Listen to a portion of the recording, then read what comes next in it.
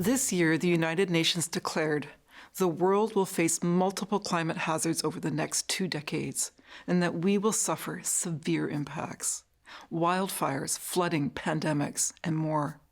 All of our lives will be affected. Even here in BC, because when we're clear-cutting our old-growth forests and replacing them with simple plantations, we're emitting massive amounts of carbon. This process, along with the increased wildfires, means our forests will be emitting 4 times the greenhouse gases than fossil fuels in extensive fire years. And at the current rate of harvest, our unprotected old-growth forests will soon be gone. But what if I told you there are natural solutions within our reach? We know that getting off fossil fuels is essential, but we could also reduce the risk of a grim climatic future by 1/3, simply by caring for our environment.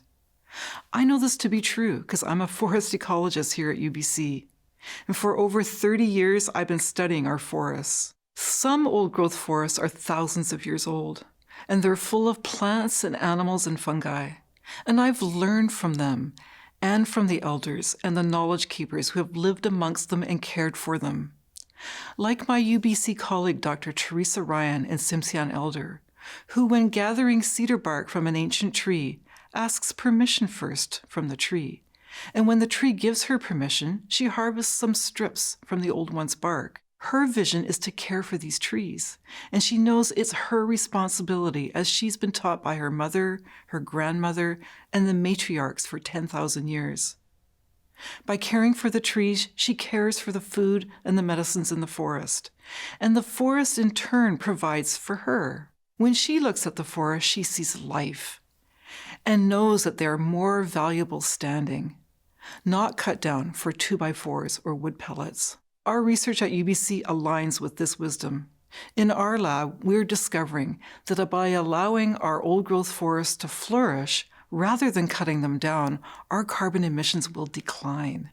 We're working with First Nations and local governments and industries to transform how we are valuing forests. When we value carbon, the fundamental essential element of life, we also support the value of water and plants and animals and the well-being of people. Also, our research is showing that if we restore the damaged forests so that they are once again biodiverse, we can capture tons more carbon through photosynthesis, which is then stored in trees and soils naturally.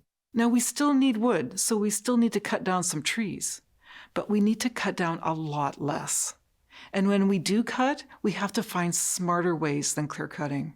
If we leave the old trees, the mother trees, we know we're able to keep the balance so the forests are still thriving and diverse, capturing loads of carbon. Natural solutions to climate change exist. Now, it won't happen overnight, and it's going to take a lot of hard work. But by changing our mindset so we are caring for our forests, we can do it together to make our future bright.